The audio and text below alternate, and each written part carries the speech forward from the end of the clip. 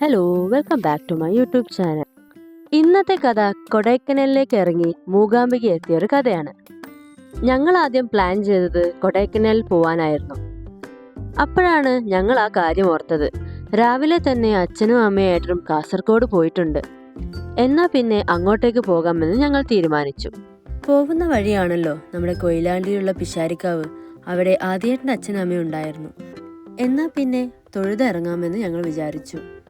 അവിടെ എത്തിയപ്പോഴാണ് മാമനും ഒപ്പുചേച്ചിയും ഉള്ള കാര്യം ഞങ്ങൾ അറിഞ്ഞത്. അവിടെ അടുത്തുള്ളൊരു ഷോപ്പിൽ നിന്ന് ഞങ്ങൾ ബ്രേക്ക്ഫാസ്റ്റ് കഴിച്ചു. നല്ല ചൂടുള്ള പൂരിയും ബാജിക്കറിയും. അവരോട് യാത്ര പറഞ്ഞ ശേഷം ഞങ്ങൾ വീണ്ടും ഞങ്ങളുടെ യാത്ര തുടർന്നു. പോകുന്ന വഴിയിൽ ഒരു ബസ്സും കാറും തമ്മിൽ റേസിംഗ്. പിന്നെ രണ്ടുപേരും രണ്ടു വഴിക്കായപ്പോൾ അതങ്ങ് നിന്നു. ഉച്ചയായപ്പോൾ നല്ല വിശപ്പ്. എന്നാൽ പിന്നെ കോഫി ഹൗസിൽ കയറി ഭക്ഷണം കഴിക്കാമെന്ന് ഞങ്ങൾ വിചാരിച്ചു. ഭക്ഷണമൊക്കെ കഴിച്ച് ഞങ്ങൾ വീണ്ടും ഞങ്ങളുടെ യാത്ര തുടർന്നു. അങ്ങനെ ഞങ്ങൾ കാസർഗോഡ് എത്തി. ഞങ്ങൾ വരുന്നുണ്ടെന്ന് അറിഞ്ഞപ്പോൾ ഞങ്ങൾക്കും ഒരു റൂം ബുക്ക് ചെയ്തിട്ടുണ്ടായിരുന്നു. അങ്ങനെ ഫ്രഷായിട്ട് ഞങ്ങൾ കാസർഗോഡ് എക്സ്പ്ലോർ ചെയ്യാമെന്ന് വിചാരിച്ചു. ആദ്യം ഞങ്ങൾ പോയത് ശ്രീ അനന്തപത്മനാഭ സ്വാമി ടെമ്പിളിലായിരുന്നു. ഞങ്ങൾ എത്തിയപ്പോൾ ദീപാരാധനയുടെ സമയമായിരുന്നു.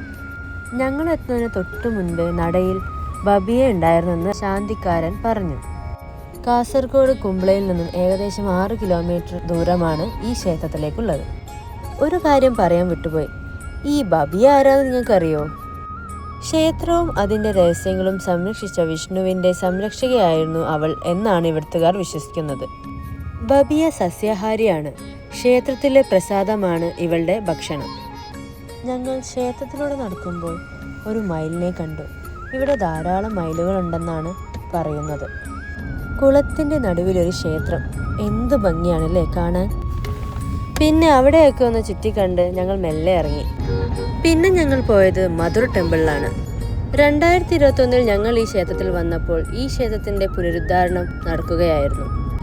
കൊത്തളങ്ങളും മിനാരങ്ങളും ചെമ്പുപാളികൾ കൊണ്ടുണ്ടാക്കിയ മേൽക്കൂരയുമുള്ള ഈ ക്ഷേത്രത്തിൻ്റെ വാസ്തുവിദ്യ അതിമനോഹരമായിട്ടുണ്ട്. തൊഴുതിറങ്ങിയപ്പോൾ ഏകദേശം 7 മണിയായിരുന്നു. കുറച്ചു നേരം ഭജനയും കേട്ട് ഞങ്ങൾ ഹോട്ടലിലേക്ക് മടങ്ങി. So that's all about today. Thanks for watching. Bye bye.